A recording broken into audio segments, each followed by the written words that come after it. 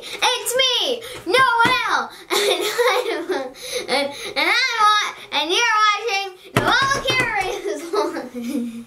Okay.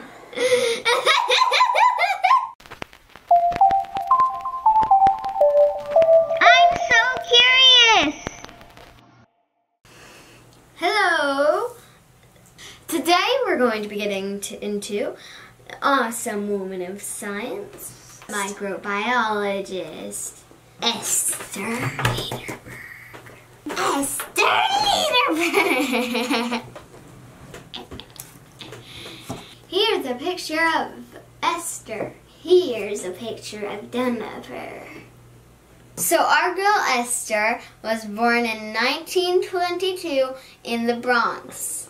She grew up in poverty, and I couldn't really find a whole bunch of information on her childhood.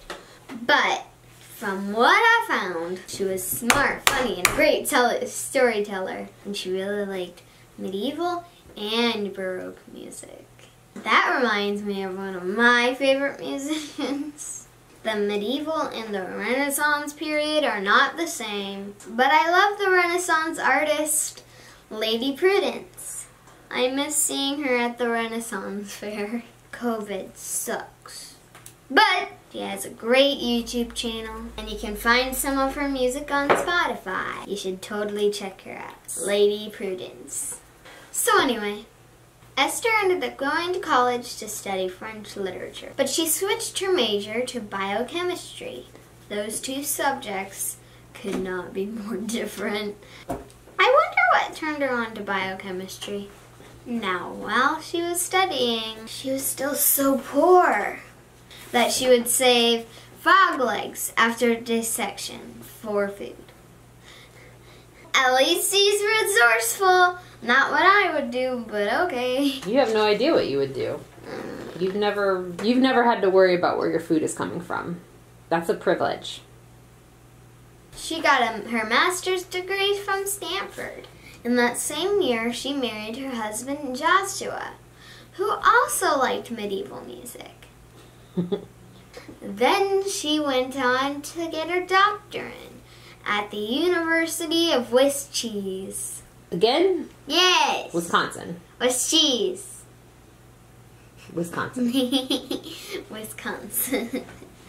Her and her husband went on to work in Wisconsin. She discovered a new type of bacteriophage, which is a virus that infects bacterium. The phage she discovered is called lambdaphage, and it was a really important discovery.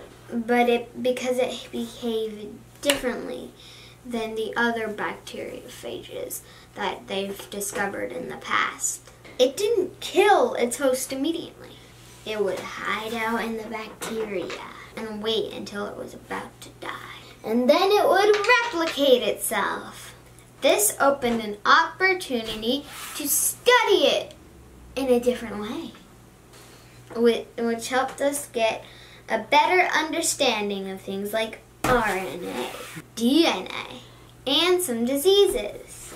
Esther also developed replica plating. You see, before replica plating, if scientists wanted to study bacteria mutation, it was a long and tedious process. But Esther developed a process using velvet. Stamp, stamp, stamp bacteria into new petri dishes containing different chemicals. Then they could easily observe what bacteria lived or died. The process of replica plating changed how we studied bacteria and opened the door for new discoveries to be made much easier. For instance, the new method enabled research of bacterial resistance to antibiotics and proved that bacteria can mutate. Because of this work, her husband Joshua won a new Nobel Prize. Now let me clarify. She and her husband were partners. She did a lot of this work and made a lot of these discoveries on her own. Not on her own. They worked together. But she didn't win a Nobel Prize. She got completely left out of it. Only Joshua won a Nobel Prize. And he didn't even thank her in his speech, even though there's no way he would have done it without her. It just goes along with the patterns of women in science historically being consistently left out of the narrative, which is the whole reason why I make these YouTube videos to talk about him. Because we don't learn about them the way we learn about men. Because their contributions were either not recognized or contributed to men in the field instead of them. And it's really time for us to give them the credit they're due and tell their stories.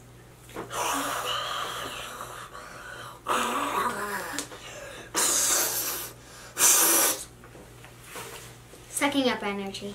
Okay. Anyway, so she and Joshua left Swiss cheese and returned to Stanford. Eventually they divorced, but she became the director of the Plasmid Reference Center. Esther was so enthusiastic and loved her work so much that she continued working in the field long after she actually retired. And isn't that life goals, to love what you do? So that's the story of Esther Lederberg. What did you think of it?